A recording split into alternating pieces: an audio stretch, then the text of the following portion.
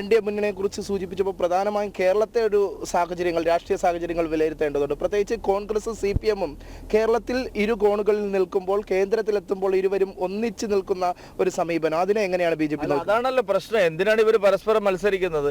അപ്പൊ ഇവരുടെ തട്ടിപ്പാണെന്ന് എല്ലാവർക്കും അറിയില്ല. എന്ത് റിലവൻസ് ആണ് ഈ തെരഞ്ഞെടുപ്പിൽ?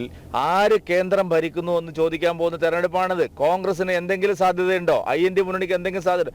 ലെഫ്റ്റ് ആണെങ്കിൽ ഇറലവന്റ് ആണ് ഈ തെരഞ്ഞെടുപ്പിൽ. അവർക്ക് ഒരു റിലവൻസും ഇന്ത്യ രാജ്യത്തില്ല.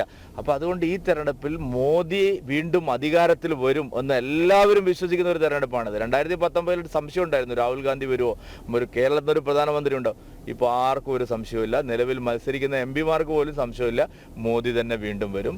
മോദി വലിയ ഭൂരിപക്ഷത്തിൽ അധികാരത്തിൽ വരുമ്പോൾ കേരളം അതിനോടൊപ്പം നിൽക്കണം എന്നുള്ള തിരിച്ചറിവാണ് ഞങ്ങൾക്കിപ്പോൾ ലഭിച്ചുകൊണ്ടിരിക്കുന്ന പിന്തുണയുടെ ആധാരം. പുതിയൊരു ചരിത്രം ഇത്തവണത്തെ ലോക്സഭാ തെരഞ്ഞെടുപ്പിൽ BJP-ക്ക് സൃഷ്ടിക്കാൻ സാധിക്കുമെന്ന് ഉറച്ചു വിശ്വസിക്കുന്നു. കേരളത്തിന് മാത്രമായിട്ട് മാറാതിരിക്കാനാവില്ല. ഒരു സ്റ്റേറ്റിന് മാത്രം എങ്ങനെ മാറാതിരിക്കാനാവും?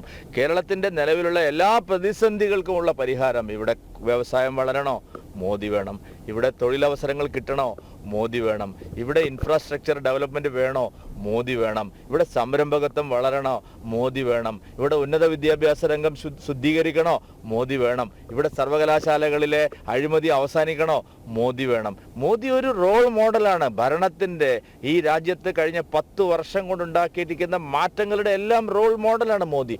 ആ മോദിയുടെ ചിന്താഗതിയും മോദിയുടെ ഭരണ മാതൃകയുമാണ് കേരളത്തിന് ഇനി രക്ഷപ്പെടുള്ളൂ. അല്ലെങ്കിൽ കേരളം രക്ഷപ്പെടില്ല. കേരളം ഒരു വളരെ ദയനീയമായ ഒരു പതനത്തിലേക്കാണ് കൂപ്പുകുത്തുന്നത്. പിടിച്ചുയർത്താൻ ഇനി മോദിക്ക് മാത്രമേ സാധിക്കുള്ളൂ.